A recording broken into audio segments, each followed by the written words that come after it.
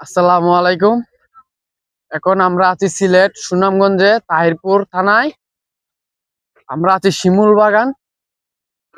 সামনে হচ্ছে এখন বর্তমানে আমরা আছি জাদুকাটা নদীতে। আপনারা দেখেন, খুবই সুন্দর দৃশ্য। এই যে আমার আমার পিছে যে দেখতে পাচ্ছেন, এটা হচ্ছে গিয়া শিমুল বাগান। খুবই সুন্দর জায়গা। তো আপনাদেরকে একটু দেখাই, খুবই সুন্দর। এটা হচ্ছে আমরা জাদুকাটা নদী। এটা জাদুকাটা নদীর মাঝখানে আমরা আছি। মরুভূমির মতো দেখা যায় একদম। খুবই ভালো, খুব সুন্দর জায়গা। দেখি, এই যে আমাদের বন্ধু বান্ধব, আমরা যে ভ্রমণে আসছি, আমরা সবাই খুবই ভালো লাগতেছে। আজকের দিনটা খুবই ভালো লাগতেছে। তো আপনারাও আসবেন, ঘুরতে আসবেন, খুবই ভালো লাগতেছে। তো সময় চলে গেলে তো আর ঘুরতে মজা মজা পাওয়া যায় না।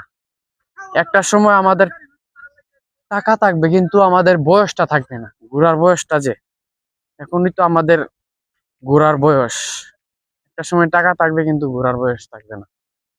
তো এখনই আপনারা ঘুরতে আসতে পারেন। খুবই সুন্দর জায়গাটা, তো খুবই সুন্দর। ওরা দুষ্টামি করে, ভালো লাগে। ঘুরতে আসলেই ভালো লাগে না তো একটা সময় কি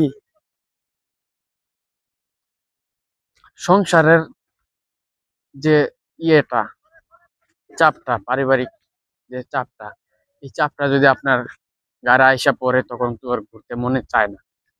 খুবই সুন্দর, আপনারা আসতে পারেন। এখনই ঘোরার, আমার মনে হয় এখনই সঠিক সময়, ঘোরার সময়। দেখেন, খুবই ভালো লাগার মতো দৃশ্য। আমার মনে হয় না অন্য কোনো জেলায়, অন্য কোনো এরকম, এই যে আমাদের যে দেশটা কত সুন্দর। আমাদের দেশটা আমার কাছে মনে হইছে সবচেয়ে সুন্দর।